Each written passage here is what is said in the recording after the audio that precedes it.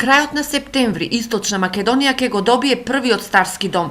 Во Берово интензивно течат градежните работи на зградата на поранешна Пелагонија, која ќе прерасне во старски дом по сите европски стандарди. Старскиот дом е донација од хуманитарната организација Холандија Македонија, вредна околу 120.000 евра. Останатите средства ги обезбедува општина Берово. Овој проект ќе биде завршен како што е договорено негде до крајот на септември месец и согласно тоа целата процедура за пријавување за основање на една таква институција согласно законот ќе биде завршена во рамките кои што си ги зацртав.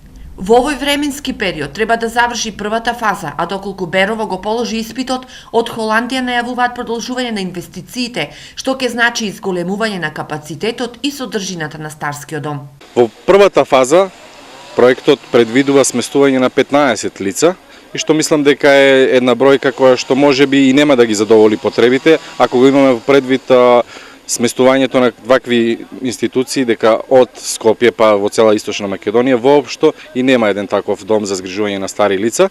Според проектот, во старскиот дом во Берово ќе има 7 апартмани со сопствена кујна и тоалети и 24-часовна здравствена заштита. Ова ќе значи спас од самотијата на многу старци од Малешевијата, која полека старее. Остануваат овде претежно стари лица и според тоа се наметнува потребата од еден ваков капацитет за згрижување на стари лица, бидејќи во селата остануваат речиси само старци.